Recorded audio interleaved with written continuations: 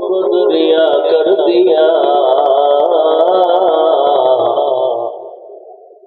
दुर्फेशानी ने तेरे कदरों को दरिया कर दिया, दिल को रोशन कर दिया, आँखों को बीना कर दिया,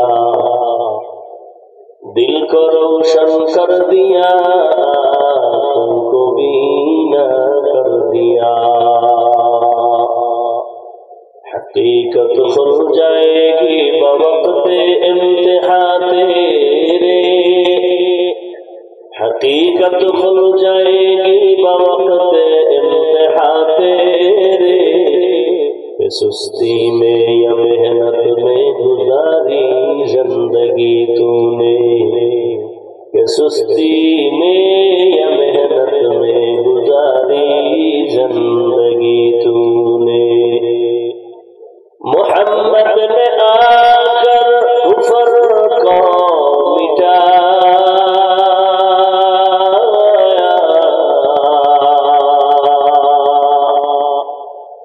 मोहम्मद ने आकर कुफर को मिटाया, कुफर को मिटाकर सदा बताया, कुफर को मिटाकर सदा बताया। অনেক লেখা ইগুলা বন্ধ করো, দিলে লেখা আছে দিলে বাড়াও।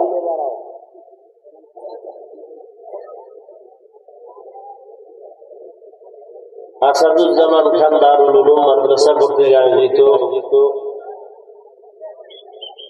36তম বার্ষিক ওয়াজ মাহফিল 20 ডিসেম্বর 2024।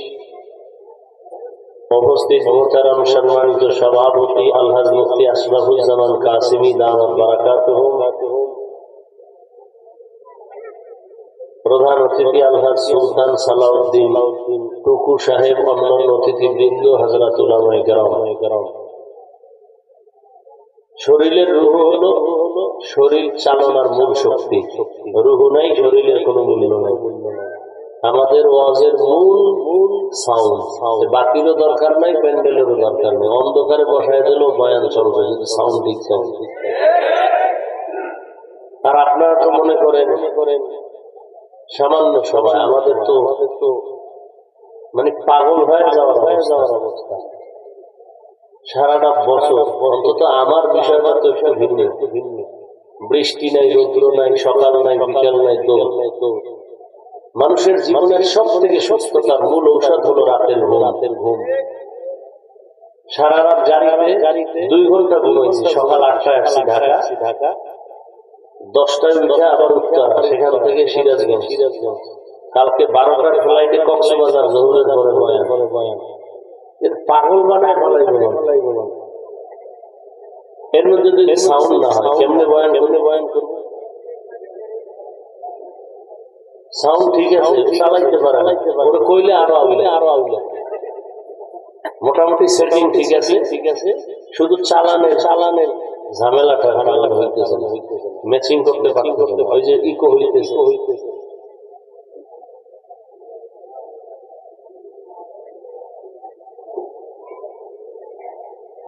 হযরত উলামায়ে কেরাম আলোচনা করেছেন দেশের শীর্ষস্থানীয় কোরআন সুন্নাহ ভিত্তিক, আপনারা ধৈর্যের সাথে শুনছেন। আল্লাহ উলামায়ে কেরামদের কথাগুলো সবাইকে সহিহ তরিকায় আমল করার তৌফিক দান করেন। উলামায়ে কেরামের ইজ্জতকে আল্লাহ বেশি বাড়ায় দেন। উলামায়ে কেরামের বিরুদ্ধে যারা ফেসবুকে মিডিয়ায় অপপ্রচার চালায়, আল্লাহ ওদের হেদায়েত দান করেন। দুনিয়াতে উলামায়ে কেরামের ইজ্জত বাড়লে উম্মতের ইজ্জত বাড়বে, ইসলামের সুনাম রক্ষা হবে। আর উলামায়ে কেরামের ইজ্জত কমে গেলে উম্মতেরও ইজ্জত কমে যায়। কারণ কি? উলামায়ে কেরামের ষড়যন্ত্র দুর্বল করার জন্য, ইজ্জত নষ্ট করার জন্য ষড়যন্ত্র আন্তর্জাতিক ভাবে চলতেছে চক্রান্ত। কেন? আপনার তো গবেষণা নাই। ইহুদি খ্রিস্টানরা গবেষণা করে দেখছে যে আর নবী আসবে না, সাহাবায়ে কেরাম আসবে না, ইসলামের বড় বড় মনীষী আইম্মায়ে কেরাম আউলিয়া কেরাম কেউ আসবে না। কিয়ামত পর্যন্ত এই জাতিকে জান্নাতের পথ দেখাবে শুধু আলেমরা। অতএব আলেমকে ধরো। মানুষের অন্তরে ঘৃণা জমাও, দোষ বইলা। যদি ঘৃণা জন্মেই যায় তখন আর মানুষ আলেমের পিছনে নামাজ পড়বে না, বয়ান শুনবে না। তখন সবাই আলেম বিদ্বেষী হয়ে যায়। ইসলাম বন্ধ করো বলা লাগবে না, এমনি বন্ধ হয়ে যায়। কারণ মানুষ এখানে আসছেন বয়ান শোনার জন্য, না আসলে কি করার ছিল। আসছেন বিদায় কথা বলা যাচ্ছে। এখন যদি আপনাদের অন্তরে আলেমদের ঘৃণা থাকে তো আপনি বয়ান শুনবেন না। এরপর তো আছে আপনারা বসে আছেন এই এত রাত, কেউ বলতেছে দূর বাদ দাও, বয়ান হয়ে গেছে আগেই। মুহতারাম বাসার খান সাহেব চমৎকার বয়ান করছেন কোরআন সুন্নাহর আলোকে। হাবিবুল্লাহ মাহমুদুল্লাহ আসিমি দামাত বারাকাতুহু অত্যন্ত তথ্যবহুল আলোচনা করছেন। আর হাফিজুর রহমানের আলোচনা বাদ দাও, তার কোনো এলেমি নেই। অতএব তার বয়ান শুনে লাভ নেই, চলো। এইভাবে যদি ঘৃণা জমানো যায় আরো, তাহলে মূলত আলেমের ঘৃণা না, টোটাল ইসলাম বন্ধ করার ষড়যন্ত্র।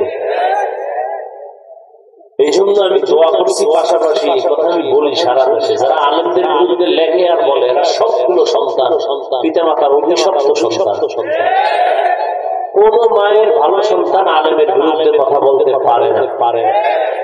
ওর কপালে মা বাবার অভিশাপ লাগছে, জন্য আলেমের বিরোধিতা করে। সে যে হোক মা বাবার অভিশাপ সন্তান, সে যে লাইনের হোক। আল্লাহর কাছে দোয়া করি আল্লাহ হেদায়েত দান করে। তা আমি বেশিক্ষণ কথা বলবো না, পারতেছি না। আল্লাহ বলাইলে সব হয়, আল্লাহ চাইলে সব হয়, বান্দা চাইলে কিছুই হয় না। ওখানে বয়ানে গেছি, ওখানেও আমার প্রিয় মানুষ। আবার যাত্রাবাড়ির হযরত সেখানে ছিলেন।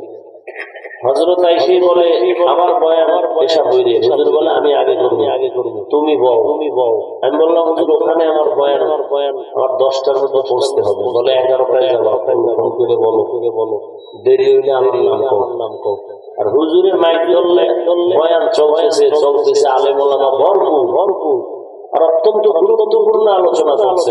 আমি পাশে বসে শুনলাম। এরপরে হুজুরে ছাড়ছেন যেখানে বয়ান করতাম প্রতি বছর 2 ঘন্টার মতো, সেখানে মাত্র ঘড়ি ধরা 45 মিনিট কথা বলে চলে।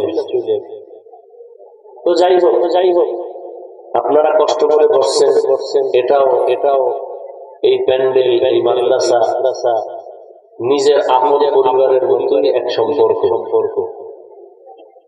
তো সে কারণেই আসছি। পাশাপাশি আপনাদের সামনে আপনাদের ধৈর্যের উপরে কিছু কথা বলবো, কারণ বক্তার এলেম আমলিয়া বয়ান হয় না।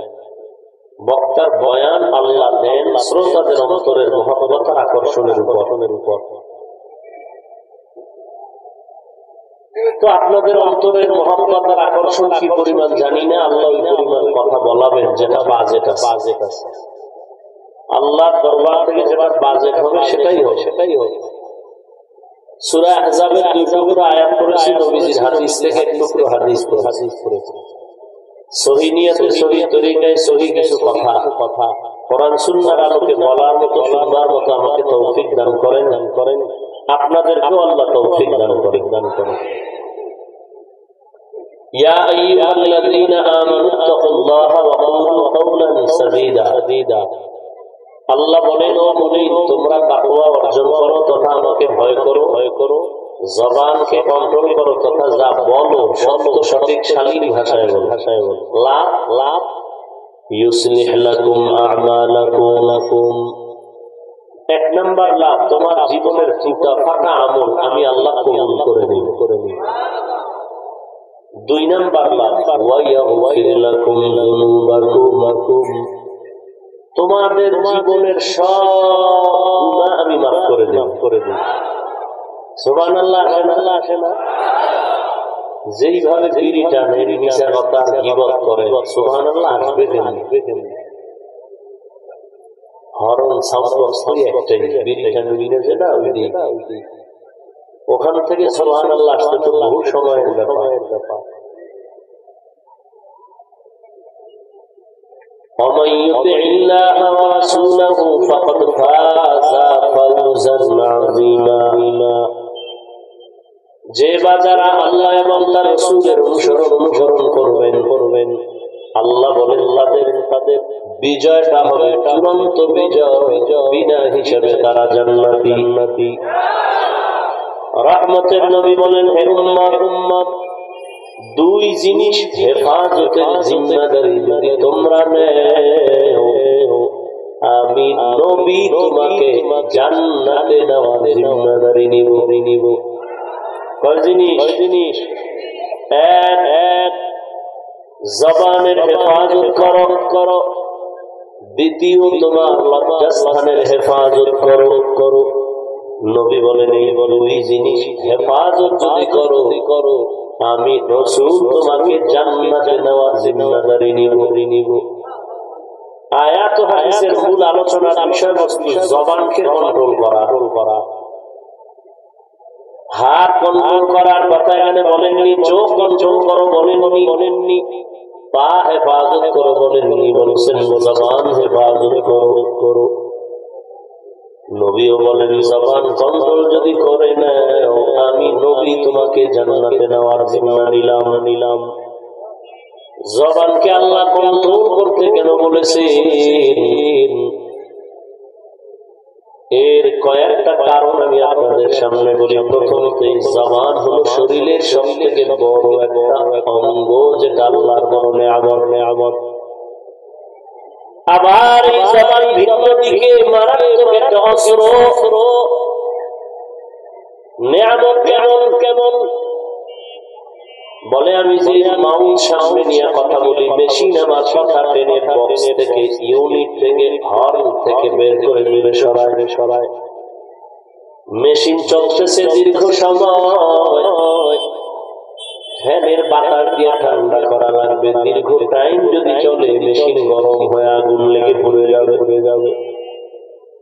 আল্লাহ বলেন, চিন্তা করে দেখ, জিহ্বা নামের মেশিনটা নাড়াইয়া 20, 30, 40, 50 বছর কত হাজার কোটি কথা সাপ্লাই দিলি। এই মেশিনটাকে ঠান্ডা করে চিন্তা কর, এই মেশিনের কথা কোনভাবে কে সাপ্লাই করে চিন্তা করো। মোবাইলটা হাতে নিয়ে কথা বলতেছো, দীর্ঘ টাইম কথা বলার পরে হঠাৎ মোবাইল কেটে গেল, কথা বন্ধ। ব্যাপারটা কি বুঝলাম না। মোবাইলের স্ক্রিনে তাকায় ভাবলাম ব্যালেন্স নাই, দেখি না ব্যালেন্সও আছে। নেটওয়ার্কের কি সমস্যা? দেখলাম নেটওয়ার্কেরও সমস্যা নাই। তাহলে কথা বন্ধ কেন?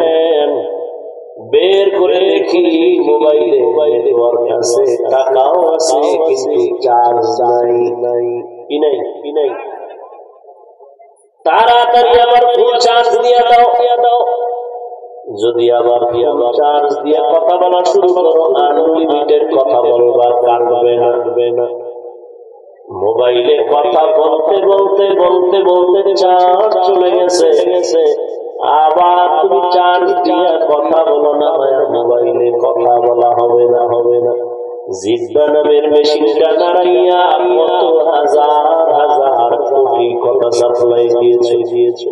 ও বান্দা, তুমি কি বলতে পারবা চার্জ না থাকার কারণে কথা বন্ধ হয়ে গেছে? 1 সেকেন্ডের জন্য তোমার জবান বন্ধ হয় না। জিহ্বা দ্বারা কথা বলতে মানুষের গাল ব্যথা করে, ঠোঁট ব্যথা করে, কপাল ব্যথা করে। কোনদিন 1 সেকেন্ডের জন্য কারো জিহ্বা ব্যথা করে না। ও বান্দা, একটু চিন্তা কর, এই জিহ্বা কত বড় নেয়ামত। নেয়ামতের শুকর আদায় করো। আমি আল্লাহ তোমাকে জবান দিলাম, এমনি দেই নাই। এই জবান এমন একটা তোমার বডির জন্য পাওয়ার অস্ত্র। 1 প্লেট খানা নিছো খাওয়ার জন্য, হাত দিয়ে তাকে তদন্ত কইরা দেখলা কোনো ঝামেলা আসেনি, হাত অ্যান্সার দিল নাই। চোখ ক্যান্সার দিল, খানার প্লেটের খানায় কোনো ঝামেলা নাই। হাত আর চোখের ক্যান্সার পাইয়া লোকমা রেডি। একটা লোকমা উঠায় যখন মুখে দিয়েছি, জিহ্বার নামের রাডারে ধরা পড়ছে লোকমায় ঝামেলা আছে, ভিতরে নিস না। জিহ্বায় বলে ফেলছি, তোমার এই লোকমা একটা চিকন চুল আছে, এই লোকমা ফেলে দাও। হাত ব্যর্থ, চোখ ব্যর্থ, জিহ্বা নামের অস্ত্র তোমাকে ধরায় দিল। কত বড় নেয়ামত! এই একটা জিহ্বা আমাকে মানুষ বানায় দিছে। না হয় আমার হাত, আমার চোখ, আমার কান, আমার নাক, আমার পা, আমার পেট, আমার ক্ষুধা, এগুলো আমি একা বান্দার মধ্যে নাই, জঙ্গলের পশুর মধ্যে এগুলো আছে। হাত আছে, চোখ আছে, পা আছে, সব আছে। কিন্তু জিহ্বা নামের নেয়ামতের কথার আওয়াজ কোন পশুর মধ্যে নাই। তাহলে পশু আর মানুষের মধ্যে আমাকে পার্থক্য করে আলাদা জায়গায় নিয়ে আসলো আমার জবানের কথার দ্বারা প্রমাণ আমি মুমিন না বেঈমান। এই জবানের কথার দ্বারা প্রমাণ আমি আলেম না, আমি মূর্খ। এই জবানের একটা কথার দ্বারা প্রমাণ হলো আমি ভালো মানুষ না খারাপ মানুষ। আল্লাহ বলেন এই নিয়ামতের শুকর আদায় কর আর কন্ট্রোল কর, যেন ঝামেলা না হয়। কারণ মানুষ প্রবাদ বলে মুখের কথায় জয়, আবার মুখের কথাই খায়। জবান যেমন এক যেমন নিয়ামত, তেমন এটা একটা মারাত্মক অস্ত্র। বেলে ধার চারদিকে, বেলেনের সামনেও কাটে, ডানেও কাটে, বামেও কাটে, পেছনেও কাটে। জিহ্বাটাও ডানে মারলে কাটে, বামে কাটে, সামনে কাটে। কেমনে দেখছো রে বাবা? এই এক জিহ্বা দাঁড়াইয়া একজন বিধর্মী যদি বলে লা ইলাহা ইল্লাল্লাহ, সাথে সাথে বিধর্মীর নাম কাটা মুমিনের খাতায় চলে আসে। এখন সে মুমিন। কামকে গড়াইতেছে, বুঝেন? কে গড়ায়? হাত, কান, কে কাদের কুদরত দারি বরকামাল, আনতা রব্বি আনতা হাসবি যুল জালাল, তুহি কাদের জলিলুল্লাহ জাহাদা, বহর হালে তুহি মেরা নিগাহদা। জিহ্বা নারাইয়া বিধর্মী যখন কালেমার আওয়াজ দিয়েছে, একই মানুষ, চেহারা এক। বিধর্মী যারা তাদের যেমন চেহারা সুরাত আমাদেরও তেমন। ব্যবধান আমার জিহ্বায় করে দিল তারা বেঈমান, আমরা মুমিন। গর্ব সুরত আদমি ইনসাবুদে আহমদ জাহলো আবেক সাবুদে আদমিরা আদমিয়ত তাজমাস উদরা গরগুনা বশুদ হি জামাস। সুরত এক, হাত পা চোখ কর্ণ নাসিকা সব আছে। সে বেঈমান, আমি মুমিন। গায়ে লেখা আছে মুমিন, কপালে লেখা আছে। চোখের দ্বারা বোঝা যায় সে মুমিন, হাতের দ্বারা বোঝা যায়। মুমিন আর বেঈমান পার্থক্য করে দিল কোন অঙ্গ? জিহ্বা। এই এক জিহ্বা লা ইলাহা কইছে মুমিন, এই একটা জিহ্বা ঘুরাইয়া কয় আমি আল্লাহ মানি, কোরআন মানি, ইসলামের রাজনীতি মানি না, বেঈমান। আল্লাহ মানে, কোরআন মানে, ইসলামের রাজনীতি মানে না। মানুষের আইওয়াস করে রাখছে, জেহেনটাকে আলাদা করে ফেলছে বেঈমানেরা, চাঁদাবাজেরা এরা এমন ভাবে আলাদা করছে, ধর্ম আলাদা, রাজনীতি আলাদা। বলে হুজুর ওয়াজ করবেন, রাজনীতি করবেন না। এই গান শুনতে শুনতে কান ধ্যান্দা হয়ে গেছে। এই কথা যদি আলেম কয় বুঝতাম, তার কোন আলেমের ভেতরে গহরাই আছে, আমাকে কি জানি বুঝায়। কিন্তু যে আলিফ বাটা পড়তে পারে না, এরকম বেয়াদব যদি কোনো আলেমকে ডিরেকশন দেয়, এর মতো বেয়াদব হতে পারে না।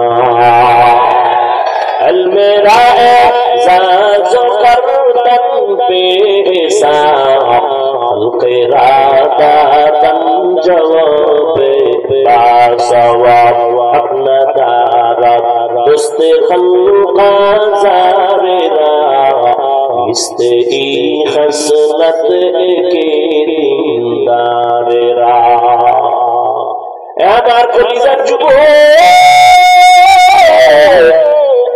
আল্লাহর মোহাব্বত দিয়ে জবাব দাও।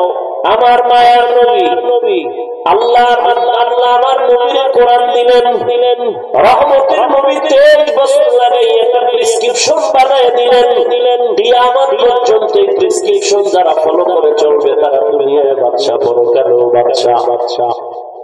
একটু বলো যুবক বাবারা, নবীর আদর্শের মধ্যে সব আছে, কোরআনে সব আছে, তবে একদিক থেকে কোরআন শরীফ দুর্বল।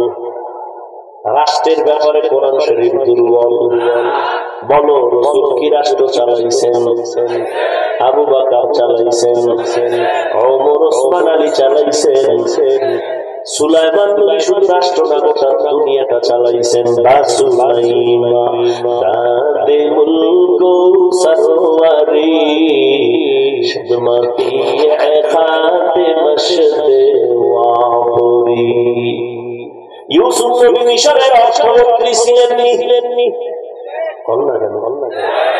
শানি সুনিদা কেমত মানন্দ দিদা তোরা দিদা ওয়ুসুফ সুনিদা। ইউসুফ নবী মিশরের অর্থমন্ত্রী ছিলেন, ঘটনা কোরআনে নাই। সুলাইমান নবী গোটা দুনিয়া চালাইছেন, ঘটনা কোরআনে নাই। কেন বলো কোরআনের রাজনীতি না, ইসলামের রাজনীতি না? তোমার মতো ধান্দাবাজি চান্দাবাজি ইসলামে নাই। মানুষ জবাই করার রাজনীতি পচা, এগুলো ইসলামে নাই। বাড়ি ঘরে আগুন জ্বালায় দাও, এগুলো ইসলাম সমর্থন করে না। ইসলামের রাজনীতি কি আছে? মালিক যেই প্লেটে খাবে, গোলাম বসে একই প্লেটে খাবে। ইসলামী রাজনীতিতে কি আছে? বলে কর্মচারী কাজ করবে, ঘাম ঝরার আগে বেতনটা দিয়ে দাও। আর ধান্দাবাজিতে কি আছে? কাম কইরা বেতনের জন্য রাস্তায় আন্দোলন কর, আর পুলিশের ভিড়া খা। ঠিক নেই? এরে যুবক, কার পেছনে দৌড়াইয়া দাঁড়িয়ে গেছো? কি পাওয়ার আশায়? 16 বছর তো বন্ধ করাইলি না, পাইছো কি? জেলখানা। কম তো পাইলি না রে বাবা, কার পেছনে দৌড়ে দাঁড়িয়ে গেছো? নামাজ ছাড়ছো কি পাওয়ার আশায়? অথচ তোমার কপাল বড় খারাপ।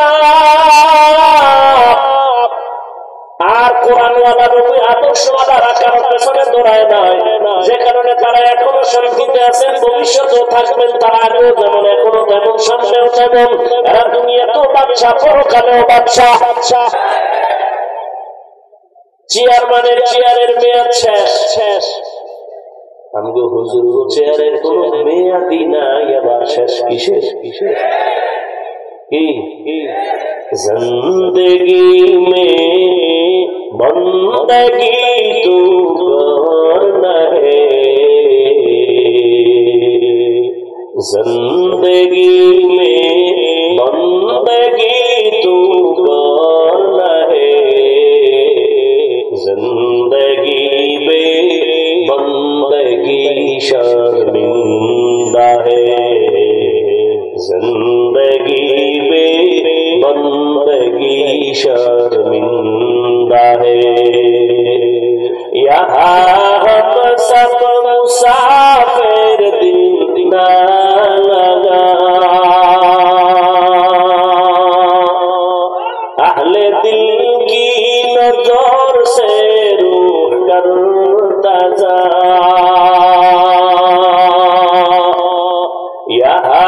हम सब मुसाफिर दिल ना लगा, अहले दिल की नजर से रूह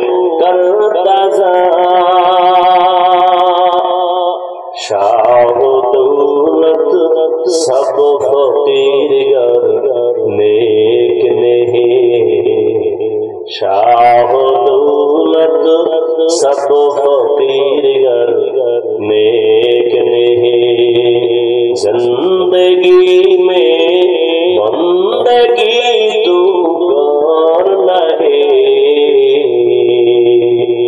जिंदगी में बंदगी तू कर लहे जिंदगी बे बंदगी शर्मिंदा है जिंदगी बे बंदगी शर्मिंदा है जिंदगी में बंदगी गुन बंदगी बंदगी बे जिंदगी शर्मिंदगी।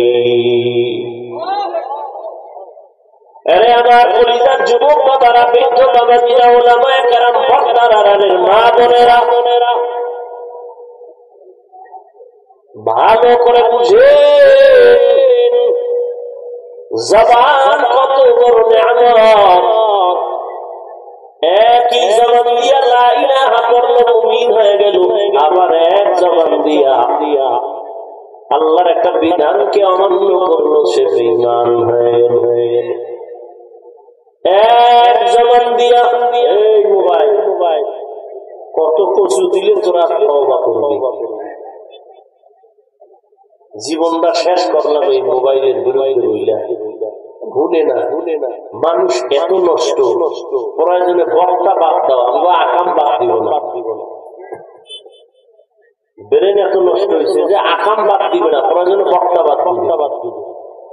যে হুজুর বাদ এতগুলো হুজুর অস্ত হয়ে গেল, কেউ কিছু বলল না, উনি একজন বুজুর্গ ভাবতে বক্তা আমাকে আকাম বাদ দেওয়া যাবে না। কপাল এত নষ্ট হয়ে গেছে। রাগ করিস না রে যুবক বাবা, আল্লাহর জাতের কসম, এই দুনিয়ায় আলেম ছাড়া তোদের আপন কোন বন্ধু নাই। যত বন্ধু মনে করো সব স্বার্থপর, স্বার্থে আঘাত লাগলে দল থেকে নাম কাটবে না, কল্লা কেটে দিবে। কিন্তু আলেম ওলামাদের মতো বিশ্বাস তো আর বন্ধু পাবি না রে বাবা। ছাত্র জনতার বৈষম্য বিরোধী আন্দোলনে সফলতার চাঁদ উদিত হয় নাই যতক্ষণ পর্যন্ত ওলামায়ে কেরাম ছাত্র নিয়ে মাঠে নামে নাই। ক্ষমতা চায় না, ওলামায়ে কেরাম ক্ষমতার জন্য নামে না, জাতির কল্যাণে নেমেছে। যদি ক্ষমতা চাইতো আলেমরা বলতো উপদেষ্টারা নাই না দাও, আমরা বয়াদার চালাই, কেউ বলে না বল। কিন্তু রেড সিগন্যাল দিয়ে রাখছে, জুলুম যদি করো নতুন করে আবার আন্দোলন হবে। মুসলমানের আন্দোলন একবার না বারবার, মুসলমানের জীবন একবার দেয় না বারবার। জালেমের বিরুদ্ধে আন্দোলন আবার হবে। তুমি নাকি লাগায় ঘুমাও, দেশ স্বাধীন। আর ঢাকায় মহিলারা সাংবাদিক সম্মেলন করে আর কয় আমগো দেহ ব্যবসার অধিকার ফেরত চাই।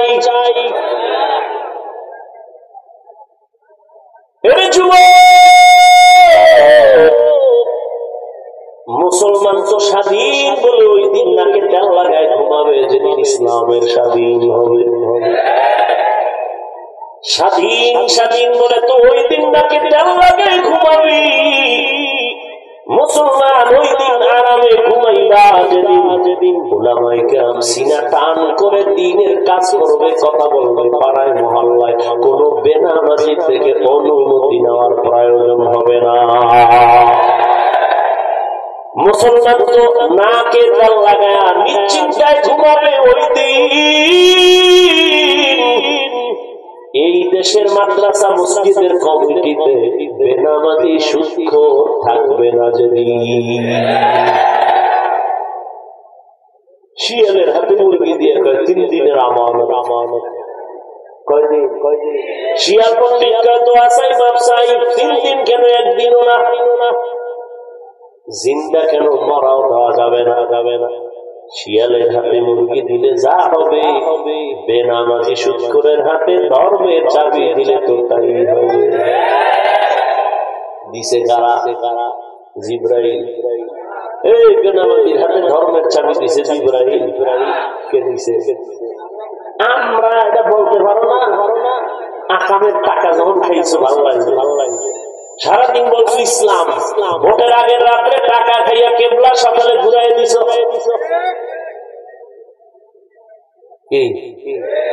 সরকারের গালি দেওয়া কেন? আকামের মূল গোড়ায় তো তুমি। আল্লাহ হেদায়াত দান করুন। ও যুবক, ওলামায়ে কেরাম পায়ে ধরে ধরে ধরে ধরে বুঝায়, বিনিময়ে দাও শুধু গালি আর বিরোধিতা করো, আর কিছুই দাও না। কিন্তু আলেমে গালির প্রতিশোধ দেয় না, জবাব দেয় না, দেখলে সালাম দেয়, বুকে লাগায় হাসি মুখে কথা বলে। এই কথা বলিলে ধাক্কা দিয়া পালায় নাই, তুই বেনামাজি দূর হ বলছে? কোনদিন বলে নাই। ও যুবক বাবা, আজ তোমার ভেতর আল্লাহ এমন নিয়ামত দান করেছেন, এমন মেধা দান করেছেন, গোটা দুনিয়াটা তুমি কন্ট্রোল করবা। কিন্তু নিজ হাতে ছুরি লইয়া নিজের জীবনটারে জবাই করতেছো, তোমার খবর নাই। মোবাইল একটা হাতে নিয়ে সারা রাত দরজা জানালা বন্ধ করে কবিরা গুনাহ কবিরা গুনাহ কবিরা গুনাহ করছো। চেহারাটার মধ্যে তাকাইলে কোনো মায়া লাগে না, নূর নাই। ও যুবক, হেসে হেসে কথাটা উড়ায় দিস না বাবা। দুটা পায়ে ধরে বলছি রে বাবা, বালিশে মাথা লাগায় একটু চিন্তা কর। কুকুর শুকরকে আল্লাহ পাক ভালো মন্দ যাচাই করার মেধা দেন নাই, আল্লাহ মানুষকে দিয়েছেন। একটু ভাবো, জীবন নাশের একটা মেডিসিন পকেটে লয়ে ঘুরো, চেহারা নষ্ট করলো মোবাইল, কানের পাস নষ্ট করেছে এই মোবাইল। এই মোবাইলের দ্বারা তোমার হার্ট দুর্বল, কিডনি দুর্বল, ব্রেন দুর্বল হয়ে গেছে। মোবাইলের কারণে তোমার চরিত্র নাই, লেখাপড়া নাই, মা বাবার সাথে আদব নাই, আলেমের সাথে আদব নাই, শিক্ষকের সাথে আদব নাই। এই একটা মোবাইলকে কেন্দ্র করে কতবার মায়ের সাথে বেয়াদবি করেছ, একটা মোবাইলকে কেন্দ্র করে বাবার সাথে বেয়াদবি, আলেমের সাথে বেয়াদবি, মুরব্বীদের সাথে বেয়াদবি, শিক্ষকের সাথে বেয়াদবি। এই মোবাইলকে কেন্দ্র করে মা বাবার কত টাকা চুরি করছো জীবনে, হিসাব কর। এই মোবাইলের কারণে তোমার কিচ্ছু নাই, কিচ্ছু নাই। তোমার মধ্যে আছে বলতে কিছু নাই, আছে একটা রুহু, এটা গেলে গিয়ে তুমিও নাই। আমি হুজুর কই বিষের মতো লাগে না? বাপ হুজুর একটা বাপতে বাসায় যাইয়া গুগলে সার্চ দিবি, টাচ মোবাইল দেখলে কি হয়। চিকিৎসা বিজ্ঞানীরা সব থিওরি দিয়ে রাখছে যে এই মোবাইলের দ্বারা কিডনি ড্যামেজ হয়, হার্ট দুর্বল হয়, মাথা ব্যথা, ব্রেন দুর্বল হয়, চরিত্র তো নাই, নাই আছে বলতে কিচ্ছু নাই। এরপরে এটা নিয়ে মরতে চায়, খোদায় কানে দইয়া বেহেশতের বাগানে নিয়ে এসে এখানে এসেও শান্তি নাই। ওই মোবাইল নিয়ে বয়ান শুনবে, খবর নাই, মোবাইল নিয়ে ব্যস্ত হয়, কপাল ঘুরতেছে। তুমি মনে করো এই প্যান্ডেলে দুইকে বুঝি মোবাইল ধরছো, কাম না, এটা কাম, এটা কাম না। তুমি মোবাইল হাতে নিয়ে লাভ কি? তুমি বয়ান শুনবা আর আল্লাহর কাছে ক্ষমা চাইবা, হে আল্লাহ জীবনে তো কত গুনাহ করলাম, আমার মতো গুনাহগার কেউ নাই। মনে হয় যেন গুনার কারণে আমার হাত না পাক, চোখ না পাক, জিহ্বা না পাক, অন্তর না পাক। এই একটা মোবাইলকে কেন্দ্র করে মনে হয় আমি মানুষের কাতারেই নেই। এখনো সময় আছে, তওবা করো। তুমি লেখাপড়া করে একটা ভালো ডাক্তার হও। আমি তোমার হুজুর হইতে বলি না, এই টেনশন করো না, পাও। তোমার হুজুর হওয়া লাগবে বলি না, পাঁচ কলি পড়ো বলি না, তাবলিগে যাও বলি না, পীরের কাছে যাও বলি না, কওমি মাদ্রাসায় যাও বলি নাই। বরং তুমি স্কুলে পড়ো আলহামদুলিল্লাহ, কলেজে পড়ো আলহামদুলিল্লাহ, চাকরি করো আলহামদুলিল্লাহ, ব্যবসা করো আলহামদুলিল্লাহ। যুবক ভালো করে শুনিও, ব্যবসায়ী হও, চাকরিজীবী হও, তবে আমার ছোট একটা দাবি, বেয়াদব হইও না রে বাবা। তোমার ব্যবহারে কোনোদিন যেন মা বাবা কষ্ট না পায়, তোমার ব্যবহারে কোনোদিন যেন আলেম কষ্ট না পায়, তোমার আচরণে কখনো শিক্ষক যেন কষ্ট না পায়। হাত উঠায় বরদোয়া করা লাগে না, মনের কষ্টই বরদোয়া। তোমার ব্যবহারের দিলটা খুশি, এটাই দোয়া। হাত উঁচু করে দোয়া করা লাগে না, তোমার ব্যবহারের কষ্ট আছে অন্তরে, এটাই বরদোয়া। আর মা বাবার বরদোয়া যদি লাগে জীবন শেষ, মরার আগে মরে যাবে। শিক্ষকের বরদোয়া লাগলে শিক্ষার জগৎ থেকে হারিয়ে যাবে। বহু শিক্ষিত ছেলে ইংলিশে কথা কয়, রাস্তার ল্যাংটা পাগল হয়ে ঘুরে, আমি নিজ চোখে দেখেছি। আরবিতে কথা কয় পাগল, অর্ধুলঙ্গ, মাদ্রাসার ভালো ছেলে বেয়াদবি করে পাগল হয়ে গেছে। এখনো সময় আছে, তওবা করো।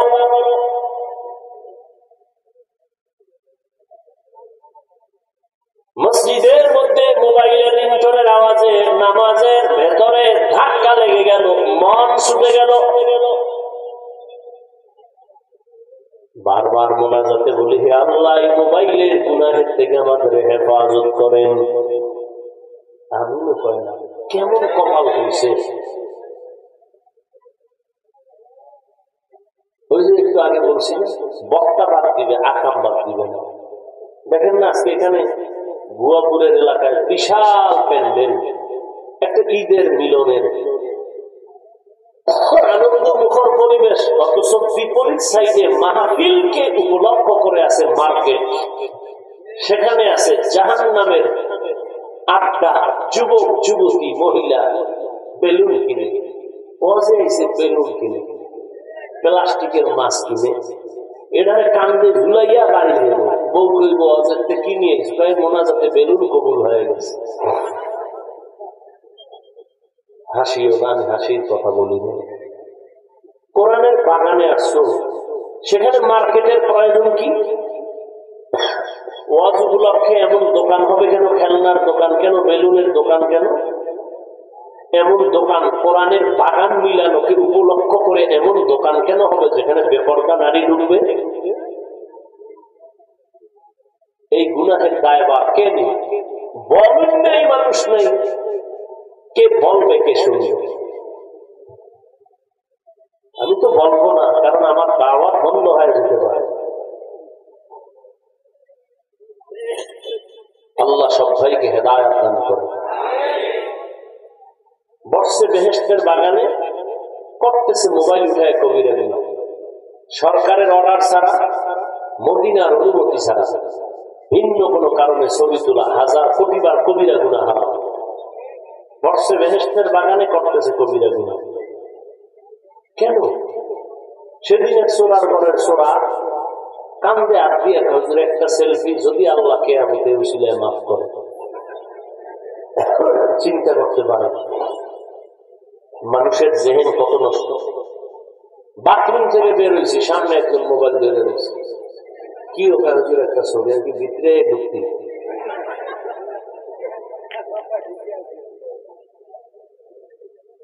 আল্লাহ হেদায়েত দান করে।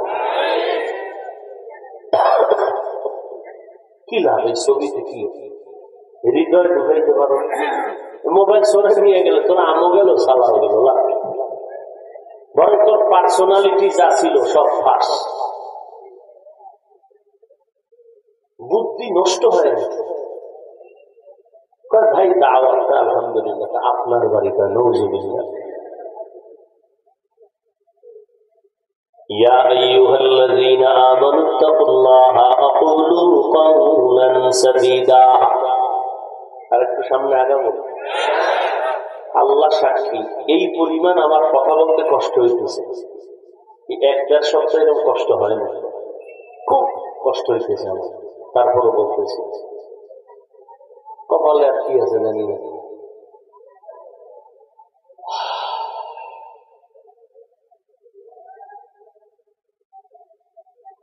মোবাইল থেকে নিজের বাঁচাও যুবক। যদি তোর হায়াত আরো 30 বছর থাকে, অর্ধেক শেষ, আর বাঁচবি 30 বছর, কথার কথা।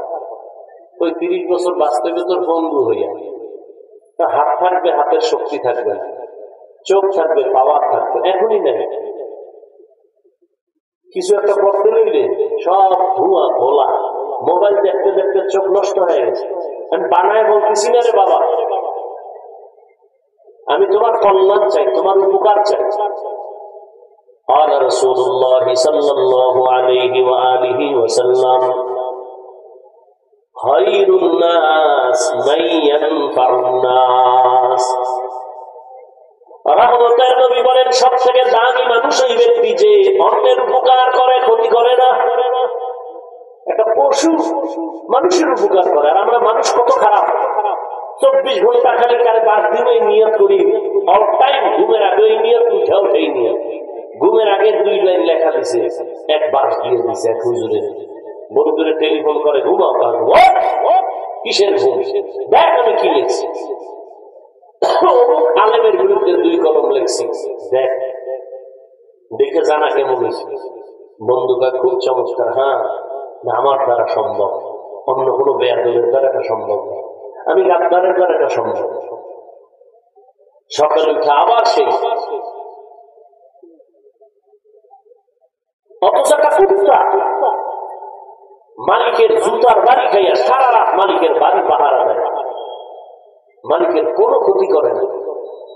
আর আমরা মানুষ আল্লাহ থেকে কি না হয়েছি।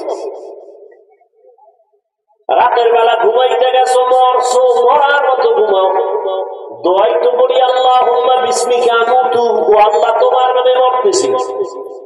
এমন মরা বসে ঘুমে, চোখ ঢুকছে টের পায় না, হাতের ঘড়ি খুলে নিচে টের পায় না, মহিলার কানের অলঙ্কার লয়ে গেছে টের পায় না, সকালে আতায় হাত দিয়ে কই গেল। কি পরিমাণ ঘুমের মানুষ মরা। আল্লাহ কয় আমি যদি তোর সজাগ না করতাম, তোর কোন বাবাই করত? ঘুমের মধ্যে মানুষ মরে না। তোরে যদি আমি ঘুমের ভেতরে নিয়ে যাই, আজরাইল এসে যদি দেখে তোর কানের ভেতরে গানের তার লাগানো, মুসলমান হিসাবে একটু চিন্তা কর, আল্লাহর আদালতে কেমনে জবাব দিবা। জবানের হেফাজত করিও।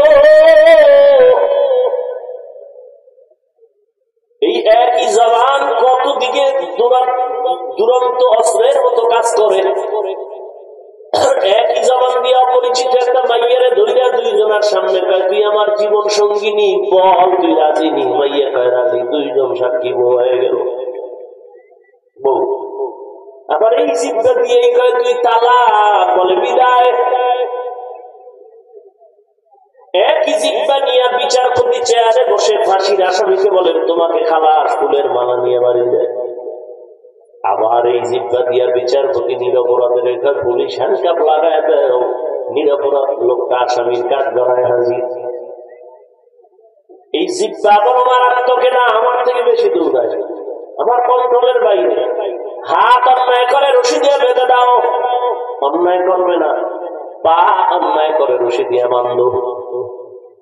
পাঠান পাঠান শুনছেন না? পাঠান কথা হয়, পাঠানের বাড়ি আর এক পাঠান চুরি করতে গেছে।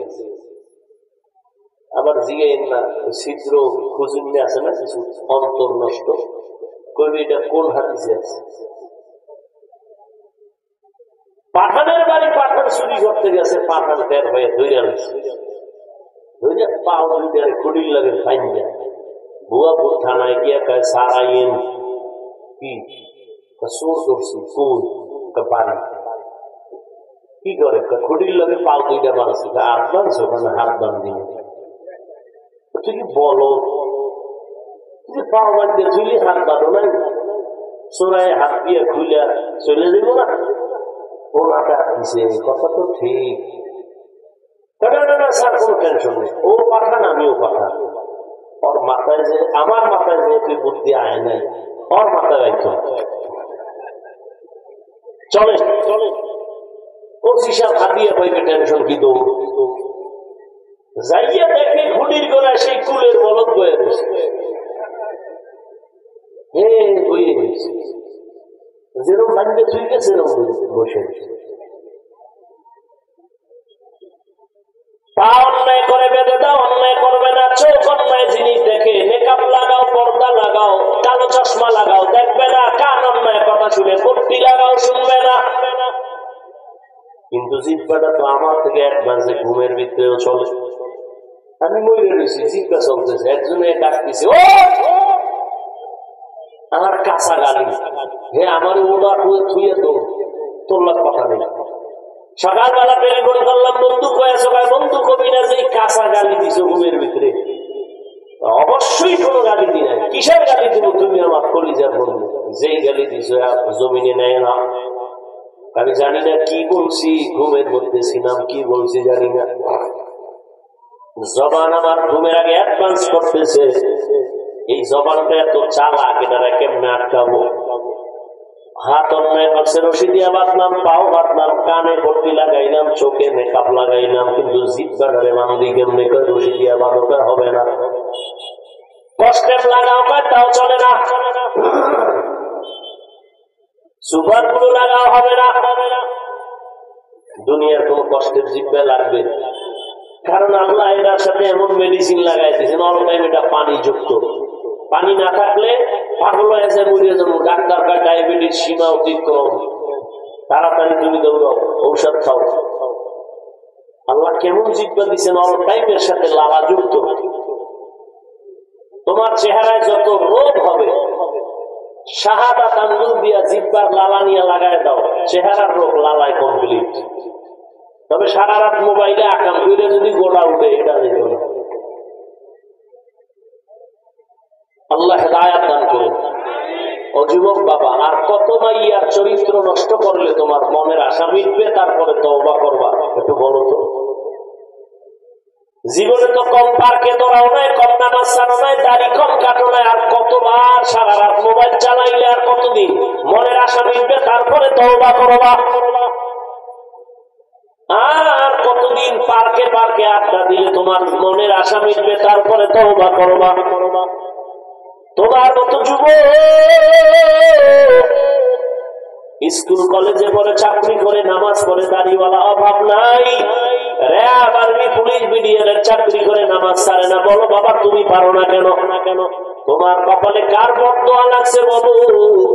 তোমার মতো যুবক স্কুলে পড়ে, কলেজে পড়ে, নামাজ ছাড়ে না, নাই না? বানায় বলতেছি। তোমার বিবেকের জিগাও, তুমি পারো না কেন? তোমার মতো যুবক সন্তান ডাক্তার, প্রফেসর, ইঞ্জিনিয়ার, নদীর মধ্যে মাছ ধরে, জমিনে কাজ করে, নামাজ ছাড়ে না, রাস্তায় গাড়ি চালায়, ড্রাইভার, নামাজ ছাড়ে না। বলো বাবা, তুমি কেন পারবা না? তোমার কপালটা এত দুর্বল কেন? এখনো সময় আছে, তওবা করে নাও। জবান কষ্টের লাগানো যাবে না। কেমনে করে কন্ট্রোল করবা? তো আল্লাহ কয় কন্ট্রোল করো। হাদিসে আছে, প্রতিদিন সকাল বেলা অঙ্গ প্রত্যঙ্গ জিহ্বা থেকে পানা চায়। কারণ আল্লাহ হাত বলে, আল্লাহ পানা দিও, জিহ্বায় কোন পেঁচ লাগাই দিবে, আর বাড়িটাই আমার হাতে লাগবে। জিহ্বা একটা আকাম ঘটায় দিবে, কথা বললে আর মানুষের থাপ্পড় কানে লাগবে। এই জন্য সব অঙ্গ প্রত্যঙ্গ জিহ্বার কাছে পানা চায় সকালবেলা প্রতিদিন। এখন জবান করে কেমনে আটকাইবেন? আল্লাহ কয়, আমি নিজেই তোরে দয়া করে বানাইছি, তো জবান কন্ট্রোলের একটা মেডিসিন আমি দিছি। তুই হাত নিজে মানছ, জবানটারে তুই পারবি না, চোখের পারতেছ, চাইলে কান পারো, পা পারো, জিহ্বা পারবি না। হ্যাঁ, এটা আমি আল্লাহ একটা মেডিসিন দিছি, ওটা লাগাই দে, জিহ্বা কন্ট্রোল হয়ে যাবে। এটা আমার দেওয়া মেডিসিন, ওই মেডিসিন লাগাও, কন্ট্রোল হবে। জিহ্বা আল্লাহ দেওয়া মেডিসিন যদি লাগাও, আর আল্লাহর দেওয়া ওই মেডিসিন হলো তাকওয়া। এজন্য আল্লাহ কোরআনের শুরুতে আয়াতে বলছেন, ইয়া আইয়ুহাল্লাযীনা আমানুত্তাকুল্লাহ, আমাকে ভয় করো, তাকওয়া অর্জন করো। তাকওয়ার মেডিসিন দিয়ে জবান হেফাজত করো। অন্তরে ভয় ঢুকাও, কোন কথা আল্লাহ বেজার হবে, কোন কথায় খুশি হবে, চিন্তা করে চলো, তো জবান কন্ট্রোল হয়ে যাবে। ও পর্দার আড়ালের আম্মা জানেরা, আপনাদের সন্তানদের কত কথা বুঝাইলাম আর শুনাইলাম। আপনাদের সন্তানদের এই কথা যদি বাস্তবায়ন করতে হয়, আপনার দোয়া, চোখের পানি ছাড়া সম্ভব হবে না। এই দুনিয়ায় যত ভালো সন্তান আছে, মা আপনার অবদান, বাবার করোনা, বাবার দোয়া। ও আম্মা জানেরা, এ কারণেই তো আপনাদের এত সম্মান। আজ এই স্টেজে 30 জনের উপরে হাফেজে কোরআন পাগড়ি নিয়েছেন, এদের মা বাবার মতো আনন্দে এই জমিনে আর কে আছে? ও মা, আপনারা তো নবীদের মায়ের মতো মা, সাহাবায়ে কেরামদের মায়ের মতো মা, আয়েশা রাদিয়াল্লাহু আনহার মতো নারী, খাদিজা রাদিয়াল্লাহু আনহার মতো নারী, ফাতেমা রাদিয়াল্লাহু আনহার মতো নারী। আপনাদের এত সম্মান, আপনারা ইসমাঈল নবীর মা হাজরা আলাইহিস সালামের মতো নারী, ঈসা নবীর মা মারিয়াম আলাইহিস সালামের মতো নারী। বেঈমান ফেরাউনের স্ত্রীর নাম কি? মোনাজাত দিয়ে দিল। আপনার জরুরত আছে, আমার নাই, আপনার থেকে বেশি। উঠা বসা করলে আমি দোয়া করবো, এমনি করবো। তারপরে যদি বলেন আরো আগে ইশারা করেন, আরো আগে বলেন গেলাম, তাহলে আরো আগেই করে ফেলব। এরে আম্মা জান, বেঈমান ফেরাউনের ঘরে আসিয়া তো আল্লাহর পেয়ারা হয়ে গেলেন। রহমতের নবী বলেন, জান্নাতে আমি মুহাম্মদের সাথে আসিয়ার বিয়া হয়ে যাবে। ও মা, আপনার স্বামী তো ফেরাউনের মতো খারাপ না। আপনি স্বামীরে যদি বুঝাইতেন, নামাজের কথা বলতেন আর দোয়া করতেন, নামাজ পড়ে, স্বামী তো লাইনে চলে আসতেন। আপনার স্বামীকে যদি বুঝাইতেন, ও স্বামী আমার, খাইয়া থাকি আর না খেয়ে থাকি, তোমার ঘরে আছি, কষ্ট করে থাকবো, তবে দাবি হারাম টাকা ঘরে আনবা না। হারাম খাইয়া নিজেদের রক্ত নাপাক করবো না, সন্তানদের রক্ত নাপাক করতে দিব না। মা যদি স্বামীকে বুঝাইতেন, কোন স্বামী হারাম মাল ঘরে নেওয়ার সাহস পেত না। এরে আম্মা জান, আপনার মতো এই এলাকায় কত মা এখনো তালাশ করলে পাবেন। নামাজ ছাড়ে না, বেপরদায় চলে না, মোবাইলে চরিত্র বিক্রি করে না, স্বামীর মাল হেফাজত করে। আপনি কেন পারেন না রে মা? এখনো সময় আছে, তওবা করেন, আল্লাহর কাছে অন্তর ভরে বলতে থাকেন। আর বেপরদায় চলবেন না, নামাজ ছাড়বেন না, স্বামীর মাল খেয়ানত করবেন না, সন্তানগুলো আদর্শওয়ালা বানাবেন। আপনার সন্তানটারে যদি বুঝায় যান, মা হিসেবে যদি বলেন, সন্তান কোনদিন মিথ্যা বলবা না, মুরব্বীদের সাথে কোনদিন কথা উল্টা পাল্টা বলে বদদোয়া নিবা না। মায়ের কথা সন্তান আজীবন মনে রাখতো, আর মায়ের আদর্শ নিয়ে বড় হইতো। এরে আম্মা জান, এখনো সময় আছে, তওবা করেন। সন্তানটাকে ডাক্তার বানাবেন, ইঞ্জিনিয়ার বানাবেন, ব্যবসায়ী চাকরিজীবী বানাবেন, তবে দাবি একটাই, বেয়াদব বানাবেন না। ও আমার যুবক বাবারা, এখনো সময় আছে, তওবা করে নাও। জীবনে তো গুনাহ কম করো না, অন্তর ভরে আল্লাহকে মনে মনে বলো, হে আল্লাহ, জীবনে তো গুনাহ করে হাত না পাক, চোখ না পাক, জিহ্বা না পাক, অন্তর না পাক, আজকে থেকে তওবার নিয়ত করে ফেললাম। ও আল্লাহ, তুমি তো হায়াতের মালিক, রিজিকের মালিক, ইজ্জতের মালিক। জীবনে কত নামাজ ছাড়লাম, দাড়ি কাটলাম, বেপরদায় চললাম। আমার মতো যুবক কত দুনিয়া থেকে চলে গেল, করোনায় চলে গেল, ছাত্র জনতার আন্দোলনে কত তাজা প্রাণ চলে গেল। আজ থেকে আমি তওবার নিয়ত করতেছি, আর দাড়ি কাটবো না, বেপরদায় চলবো না, নামাজ ছাড়বো না, মা বাবার সাথে বেয়াদবি করবো না, উলামায়ে কেরামের দোয়া নিয়া, মুরব্বী শিক্ষকের পরামর্শ নিয়ে নবীর তরিকা মেনে চলবো। হেদায়েতের মালিক আমার আল্লাহ। তওবা করার যদি অন্তর কারো তৈরি হয়, মুনাফিকি না থাকে, খাঁটি তওবার নিয়ত যাদের আছে, দুটো হাত আমার আল্লাহকে দেখাইয়া দেন। আয় আল্লাহ, হাতগুলো কবুল করে নেন, তওবা কবুল করে নেন, তওবার উপরে মজবুত হইয়া চলার তৌফিক দান করেন। আমিন। আলহামদুলিল্লাহ।